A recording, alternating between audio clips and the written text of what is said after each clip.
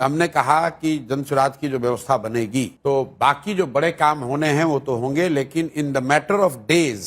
And hours 6 चीजें हो जाएंगी। पहली चीज, बिहार से इस फर्जी शराबबंदी के कानून को हटा दिया जाएगा, जिसमें शराब की दुकान बंद है और घर घर शराब की डिलीवरी हो रही है और बिहार के गरीब जनता का 20,000 करोड़ का नुकसान हो रहा है। दूसरी बात हम लोगों ने कही कि बिहार में 60 वर्ष से ज्यादा उम्र के हर महिला पुरुष को, दिव्यांगों को और विधवाओं को, जो 400 रुपए की पेंशन पर जी रहे थे, अभी हम लोग के डर से 1100 हुआ है। जैसे ही जन स्वराज की व्यवस्था बनेगी उनको 2,000 रुपए महीना मिलने लगेगा, ताकि उनकी एक बेसिक जिंदगी जीने के काबिल वो हो जाए। तीसरी बात कही गई कि जैसे ही सरकार बनेगी 7 दिन के अंदर एक नया विभाग बनाया जाएगा रिलीफ एंड रिहेबिलिटेशन के लिए, उन लोगों के रिलीफ और रिहेबिलिटेशन के लिए जो बिहार से मजबूरी में पलायन कर गए हैं। उस विभाग का सिर्फ ये काम होगा कि आने वाले साल भर में 50 लाख से ज्यादा लोग जो बिहार से बाहर 10,000 12,000 की मजदूरी के लिए गए हैं, उनको बिहार में ही रोजी रोजगार की व्यवस्था की जाए, उनको बाहर न जाना पड़े।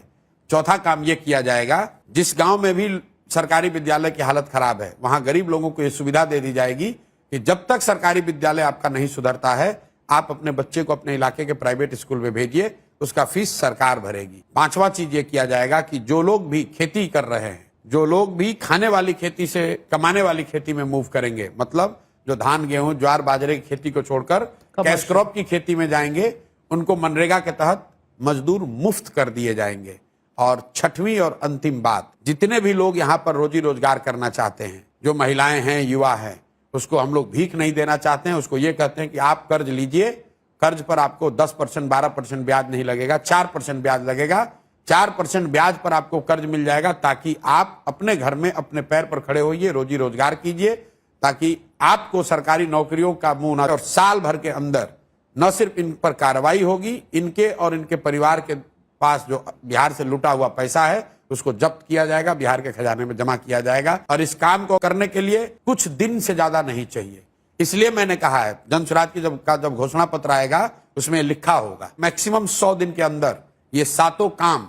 नहीं हम लोगों ने कंप्लीट किया तो 100 दिन के बाद इस सरकार को इस्तीफा दे देना होगा। आप जो ये घोषणा पत्र का पहला घोषणा होगा। मैं आपके चैनल पे पहली बार कह रहा हूं,